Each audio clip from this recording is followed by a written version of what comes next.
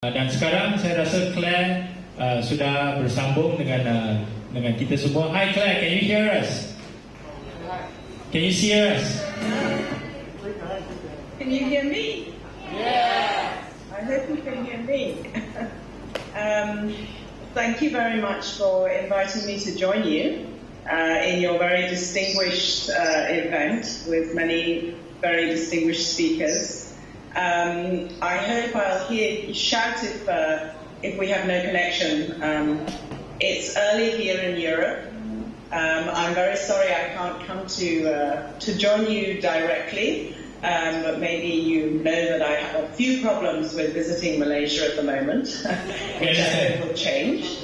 And I apologize for speaking in English, but I spoke a little Malay when I was a small girl, but I would make a fool of myself if I tried to speak to you in Malay, so my apologies.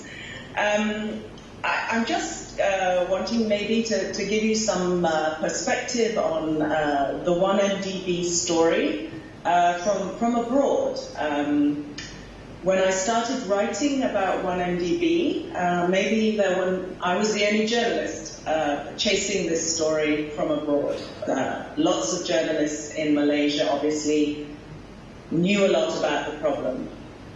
Now, many journalists from many countries are very interested in 1MDB, and I spend a lot of my day now talking to other journalists about 1MDB, giving some of the background, explaining what has happened over the year.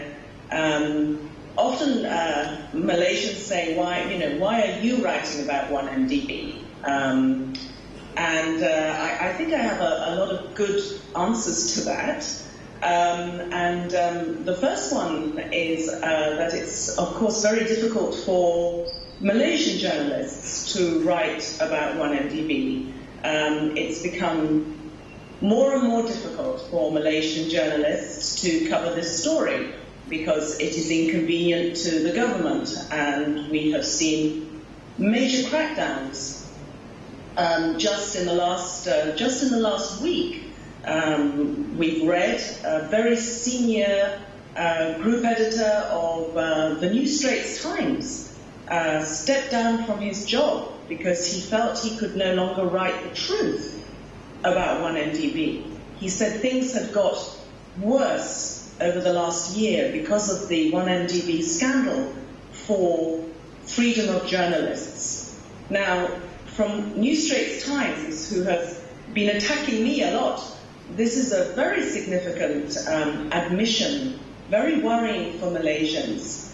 A few weeks before that, you saw a senior writer from Utusan, indeed, saying the same thing and bravely resigning from his job. So you have brave, excellent journalists in Malaysia who would rather stop being journalists because they can't tell the truth. So for me, this is a very good reason. I am in Britain, and we are still allowed to write the truth, and we have freedom of expression, and journalists are protected. And that is how it should be still in Malaysia. And so, because it is not at the moment, I am trying to do my bit to at least write the truth. We've seen many laws introduced in the last year, not to protect the truth, not to protect individuals, but to protect certain powerful people who do not want the truth, which is inconvenient and embarrassing to them. This is a very serious development in Malaysia. We have seen people from all sides of the political spectrum, brave, honourable people, who are standing together on occasions like this, not because of their political position, but to stand up for the truth. Now, are you having problems listening to me? Because I'm seeing people coming up. No, we're fine. We can hear you fine. Maybe I think your image may not be so clear to the crowd. But yeah, Claire, maybe I can just jump in here quickly. obviously, 1MDB has garnered a lot of negative coverage overseas in many of the international newspapers.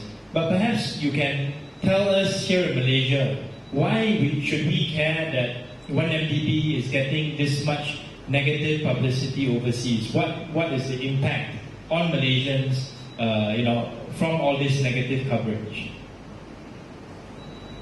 Well, I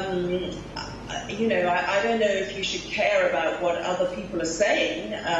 Probably you should care about the fact that $7 billion has been stolen from you.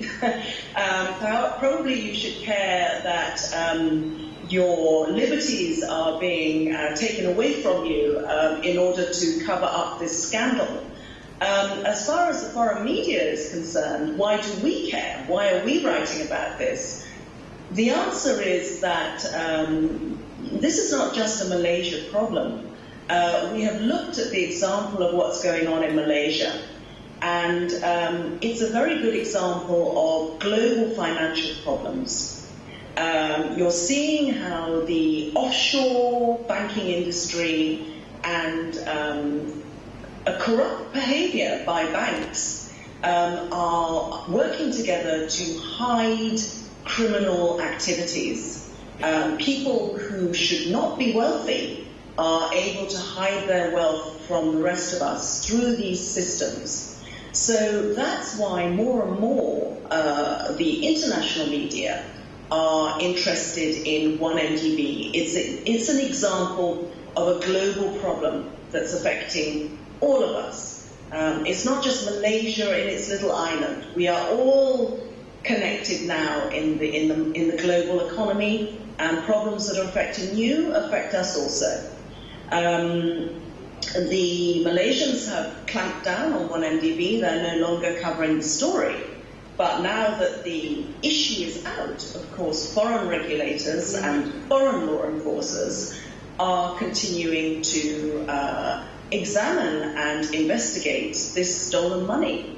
Because the laws are now international when it comes to anti-money laundering. So just because Najib is wanting to shut down the investigation in Malaysia, anti-money laundering is something that worries everybody globally. And so you are seeing the investigation continue.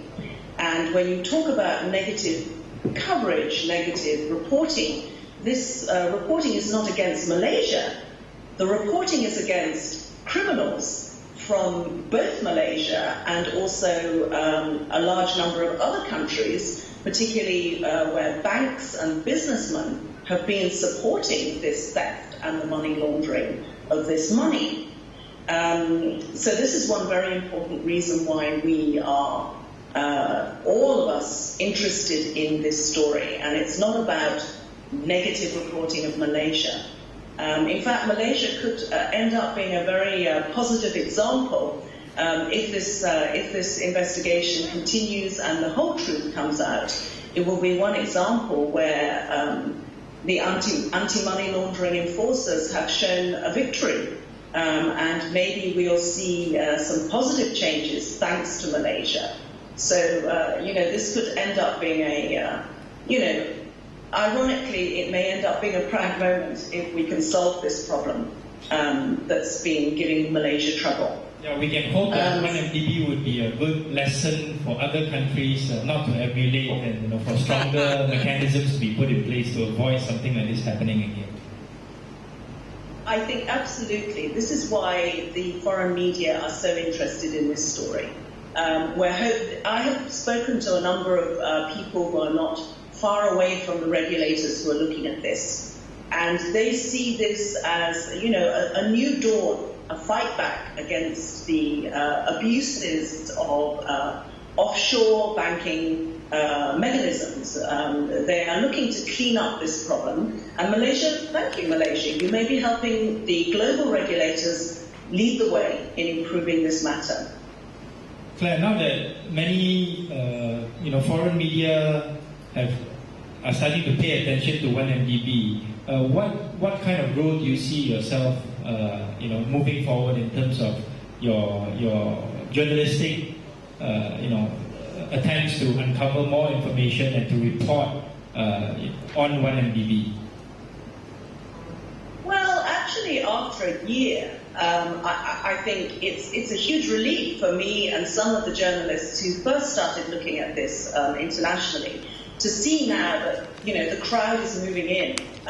The big boys are now writing about this story, and the regulators are doing most of the investigating now. I mean, very interesting developments in the last week. We have seen very, very significant new information, which is really, the first time that we have seen the money trail go back into Najib's account. And this was information leaked from regulators who are investigating. It's no longer journalists, it's regulators who are bringing the information forward. So, of course, I'm sure most of you will know what we have now discovered is that the money has been traced from 1MDB's bond issue in 2013, March, straight from Goldman Sachs to BSI Bank, to a fund, an offshore fund called Devonshire, on to the Tanor Finance Corporation, which is just a company, an offshore company, and then into Najib Razak's personal account. Just those steps. 1MDB, Devonshire, BSI, Devonshire, Tanor, Najib, all in 1 week. Now this is very significant. At what point are people going to accept that the money went from 1MDB to Najib's personal account?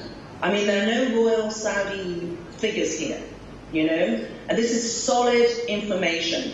And what's even more interesting is that there was a little mistake in the original reporting of that information. The Wall Street Journal said the wrong branch of BSI Bank, and my goodness, big reaction. You see the Singapore authorities saying it didn't come to Singapore, What happens? Najib's spokesman, big reaction, lies from Wall Street Journal, lies from international media. Okay, correction. It went to the Swiss headquarters of BSI Bank. Silence. Now what does this tell us? It tells us that the rest is true, that the basic story is true. So, we're now seeing this moving out of the control of Najib. He can do what he likes, maybe, depending on what Malaysian voters are prepared to put up with, to his local journalists, his local people who are prepared to speak up. But he's not going to be able to stop this information coming out. Yeah, Claire, this is Lin Xiang. Welcome, and you've done a great job. I have one question for you. If the Public Accounts Committee invite you to testify and guarantee you immunity during your stay here, will you be prepared to come to Malaysia to testify and to help in getting to the bottom of the 1MDB scandal? Well, that's a very nice offer. Can the Public Accounts Committee guarantee my immunity? You seem to have a slightly perhaps I'm not entirely sure whether your chairman can be completely trusted at this stage. I have, of course, had some fairly dramatic charges laid against me in Malaysia. These are the sorts of crimes that do not exist where I write. I'm accused of having acted against parliamentary democracy by writing factual information about 1MDB. And indeed, the Malaysian government is still pestering Interpol in order to get a red alert terrorist arrest on me. So I have to admit I'm not hugely confident about coming to Malaysia at the moment. I would be delighted to testify under such circumstances of video link. I'd be very pleased to do that. I think we'll leave it to the Public Accounts Committee Chairman, Dato' Hassan Arifin, to clarify the matter, whether he's prepared to take the lead to invite you to come to Malaysia to testify and to get the authorities to guarantee immunity for you. Let's wait for his response. Thank you very much. I think if he gave his word and Malaysia publicly gave me safe passage, I am sure that Malaysia would honour that and would not so publicly go back to our word. Obviously, I would be willing to come. Clare, thanks so much for your time. Are there any final last words that you want to pass on to the people here at the forum as well as to the media who are covering this event? Well, I want to congratulate the Malaysian media for their sterling work. They're working under very difficult circumstances compared to me, and there has been some excellent journalism, some very brave individuals who are speaking out against what is an aggressive situation. I'm just so sorry that you are facing a situation where the people in power are refusing to do the honourable thing. Really, in the end, it's up to the voters of Malaysia to decide how they think that this scandal should be resolved. That's quite clear, because you're not going to see any resignations or any action from law enforcers that you should expect in a democracy. And in the end, this is now down to the voters in this constituency and elsewhere in Malaysia to decide whether they want a democracy, whether they want the rule of law, or whether they're going to give in to bullying by people who have things to hide.